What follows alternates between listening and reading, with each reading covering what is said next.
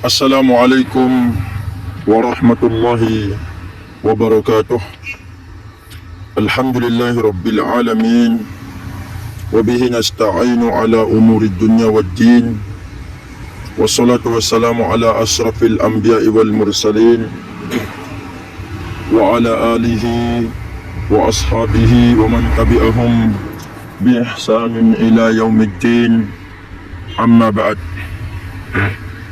InsyaAllah pada kesempatan ini kita akan mengkaji dan membahas sebuah tulisan yang ditulis oleh salah seorang penulis yang mana beliau memberikan sebuah judul dengan secangkir kopi pendidikan, bekal kita semua yang ada di dalam dunia pendidikan.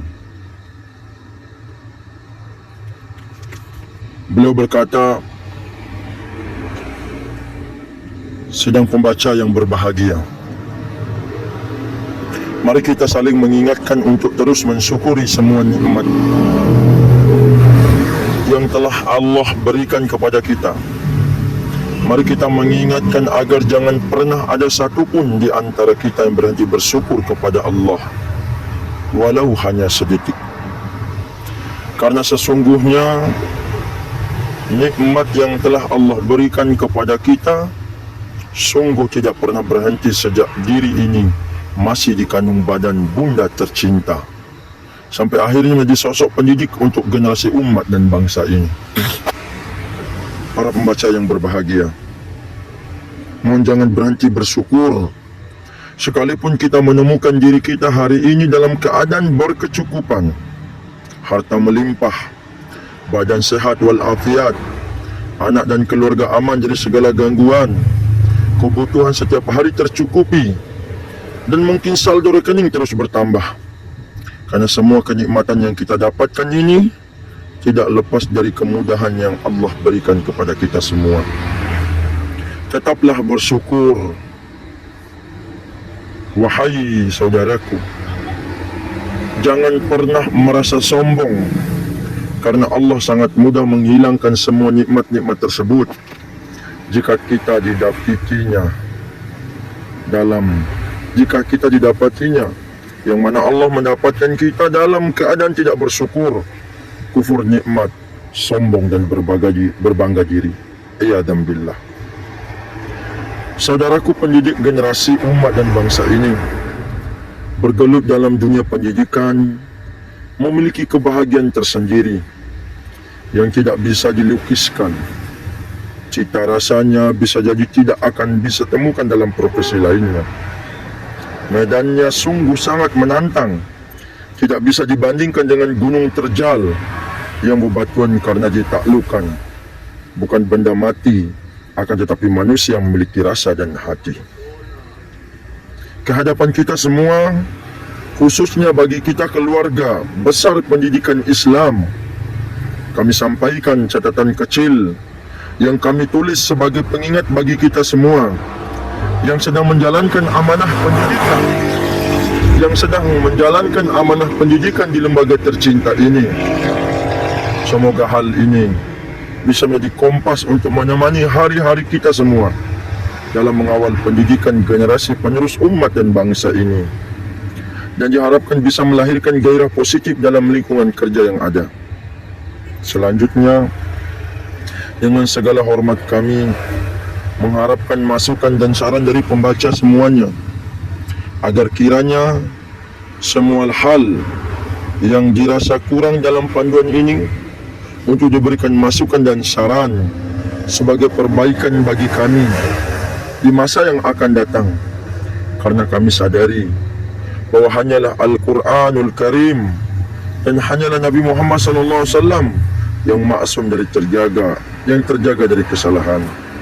Semoga bermanfaat bagi seluruh lembaga pendidikan dan bagi seluruh pendidik, dan semoga Allah menjadikannya sebagai catatan kebaikan bagi kami dan kita semua di sisinya kelak, di saat tidak bermanfaat lagi harta dan anak-anak. Selesai disusun ulang, di ruang lantai 4 gedung timur hari Rabu siang menjelang azan berkumandang di masjid 10 Jumadil Akhirah 1444 Hijriah 4 Januari 2023. Tertanda penulis. Secangkir kopi pendidikan. Yang pertama, kita harus membangun pendidikan. Dalam membangun pendidikan wajib jaga niat. Dunia pendidikan adalah tempat bercocok tanam yang baik karena lahannya subur, dan setiap benih kebaikan yang kita semai akan tumbuh menghasilkan kebaikan, pula asalkan diiringkan dengan niat yang tulus.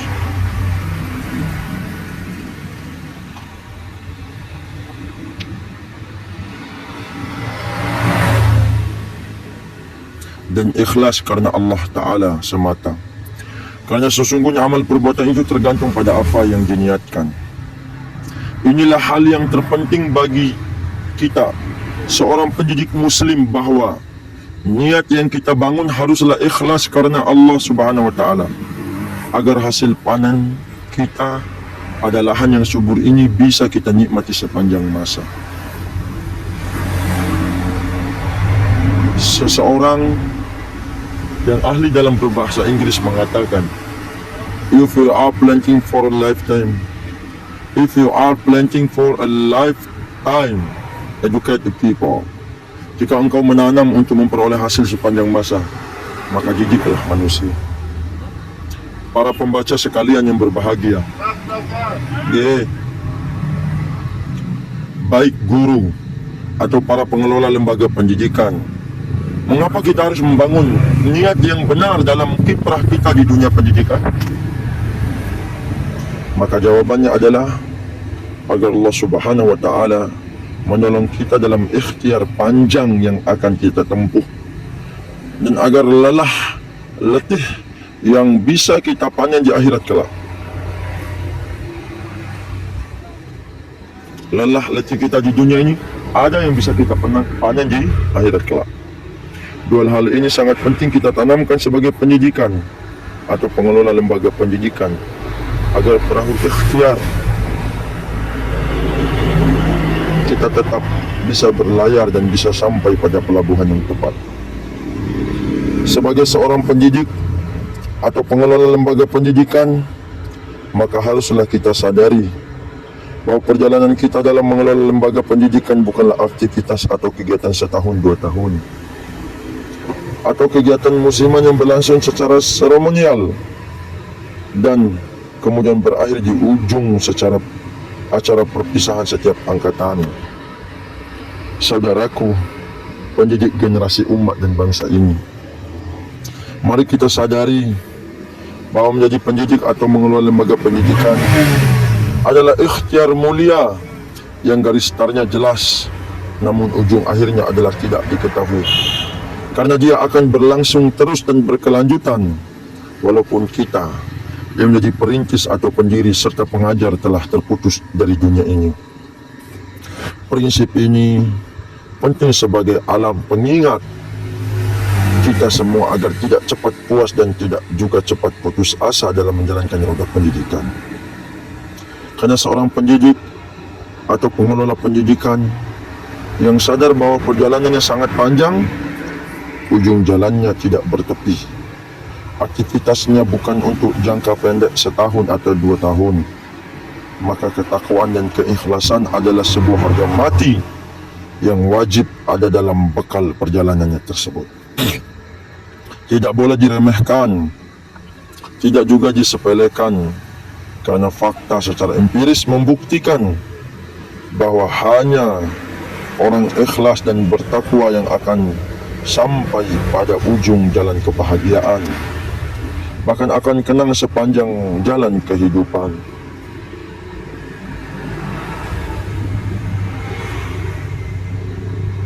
Imam Malik bin Anas mengatakan, sesungguhnya apa yang dilakukan karena Allah, itulah yang akan kekal dan abadi. sebagai guru, sebagai pendidik. Mungkin ada di antara kita sadar bahwa lupa untuk mulai pekerjaan sebagai pendidik dengan niat yang ikhlas, semata-mata mengharap balasan kebaikan dari Allah Subhanahu wa taala.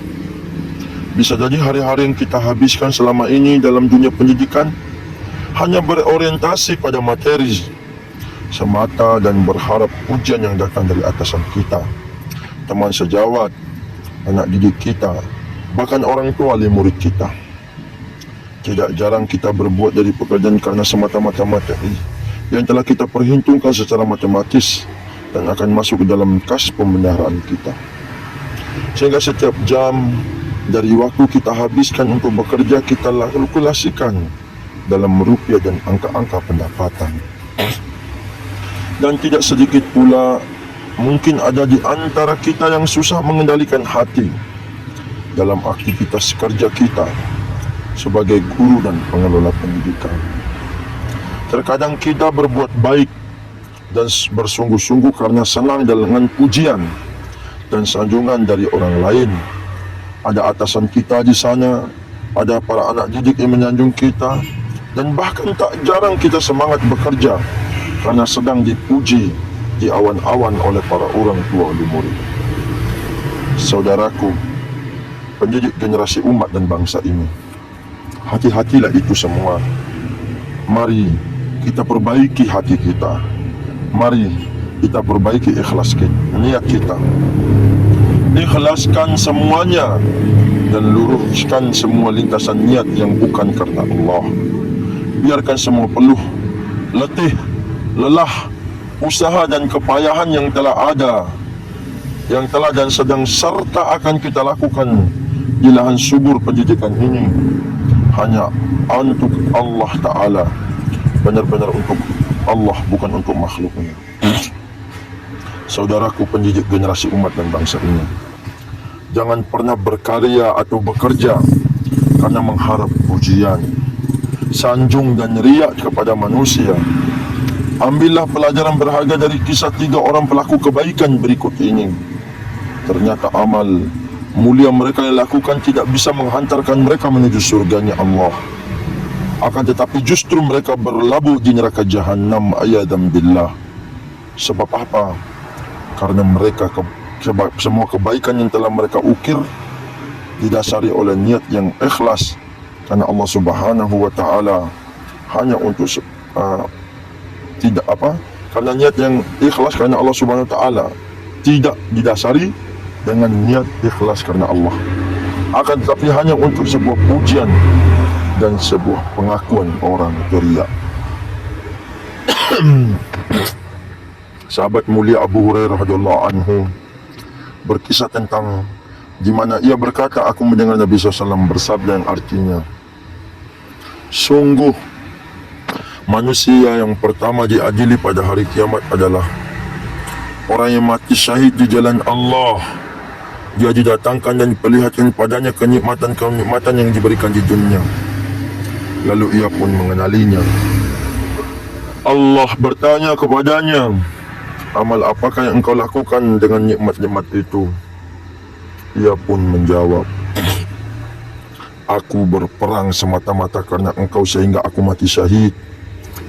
Allah mengatakan, Allah berfirman, kadzabta, engkau berdusta, engkau berperang, berjihad supaya dikatakan seorang gagah pemberani. Memang demikianlah yang telah dikatakan tentang dirimu, yang sudah kau dapatkan di dunia. Kamu yang diperintahkan malaikat agar menyeret orang ini itu atas mukanya terlengkup, lalu dilemparkan di neraka jahanam. Ya billah. Berikutnya orang yang diadili adalah orang menuntut ilmu dan mengajarkannya serta membaca Al-Quran.